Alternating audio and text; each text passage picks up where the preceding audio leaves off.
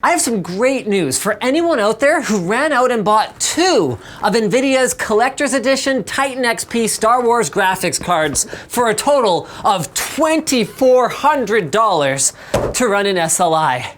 And that is that the new Titan V, which will actually outperform that configuration in many games for just $600 more, doesn't have any Star Wars branding on it whatsoever. So as long as you buy your card purely for Star Wars and not for performance, you should feel pretty good right now. Okay, now technically, this box has already been opened because Anthony is already hard at work on our full review of this card, but I still wanted to go through the unboxing experience with you guys because damn it, I spent $3,000 on this graphics card, so I intend to milk it to the fullest extent that I can. And to that end, nope, not working. Okay, here we go. So it comes with some documentation, including a quick start guide and a support guide. That's actually unusual for these, well, right, this isn't a sample card. I was gonna say the samples never come with these. Okay, that's not very interesting. Titan V support guide. Okay, fair, yeah, well, that's not very interesting either. It also comes with, one of these. I'm not sure what it is yet, but it better be gold, just like the card, because if I'm gonna spend $3,000 on a graphics card, everything should be silver. Silver display port to DVI adapter. Hey, if I intended to do that, it was a good shot. All right, and then we've got it right here. The Titan V graphics card. So what do they have to say for themselves? Oh, right. 5,120 CUDA cores.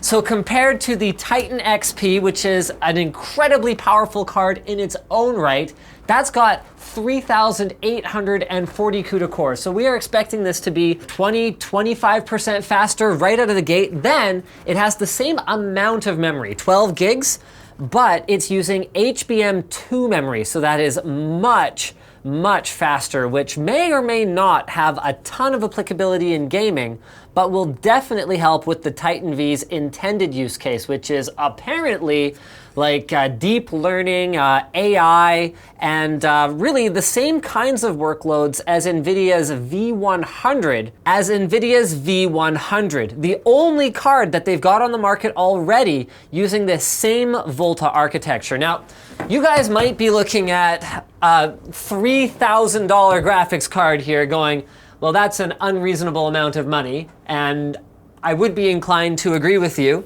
But compared to that Tesla V100, it's actually less than a third of the price with much of the same capability. So it is a little bit slower. And as you can see here, the NVLink fingers that you probably saw previously when we showed off the GP100 are actually covered, and to our knowledge, they are disabled. So it does not support NVLink. But other than that, for someone working on, an AI type workload on a desktop, this aims to be the ultimate experience. With all that said, you guys want to see it game, I'm sure, so I'm gonna save the detailed run through of our entire test suite for Anthony's review, but I still wanna have a quick look at how the Titan V compares to the Titan XP. So here's the settings we're using in GTA 5, 3840 by 2160. I will change that to full screen, but in terms of what settings we're using, FXAA, very high or high, sort of across the board here, tessellation high, and then all the advanced stuff turned on. So I've already got my numbers for the Titan XP. Let's go ahead and shut this baby down and get a new graphics card installed. I gotta say, I am not a huge fan of the gold ID. It really smacks of, well, Apple's doing it, but not in a tasteful way. Like, this is by far Nvidia's tackiest looking graphics card in the last, 3-4 years anyway. It's really ugly. Like, look. And I realize this is a maybe seemingly insignificant complaint for something that's designed for professional use and is, capable of gaming, but is really a professional card. But at this kind of price, it should be perfect. There it is. There's our Titan V powered up for the first time ever. Only $3,000 US. I think it included free shipping though, so. Here we go. The first image it's ever output. It's like when we think about how long we're actually gonna use this card, because we bought it strictly for comparative testing, like benchmarking against other things, like it's costing me, $1 per minute to run it. So I'm gonna take it in. I need a drink. No water left. It's out for solid water.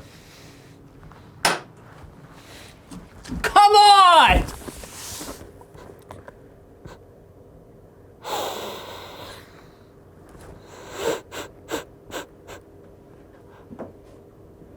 All right, so I'm just dialing in my settings here because Grand Theft Auto is a giant piece of crap when it comes to actually remembering what you want. Apply. And benchmark tests. I haven't actually looked at any results that are online yet, so this will be my first experience. Titan XP, oh, still warm, versus Titan V. Wow, listen to that coil line. You hear that? Listen to it so there's a black screen right now. Listen to it when I'll get in close. Wait for it. Oh, I'm trying really hard. I'm trying hard. Yeah, we got it.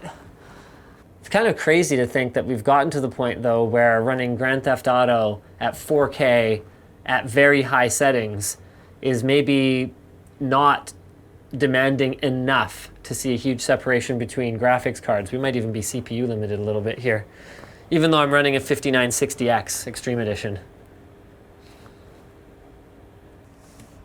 All right. So, oh wow. Okay, so just so you guys know, this is where you're looking. Wow, that is not better. So,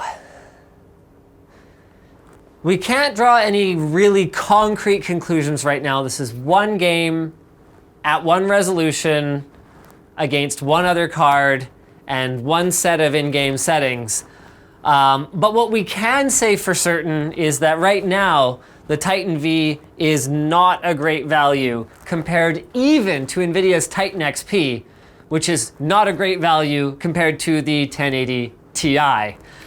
With that said, the word on the street is that Nvidia is planning an architecture that's sort of based on some of the same principles as Volta, but that doesn't have some of the deep learning like tensor core stuff built into it, so that it can be a little bit less expensive. And hopefully we're gonna see that sometime in 2018. But for now, Titan V is not a card for gamers, as expected.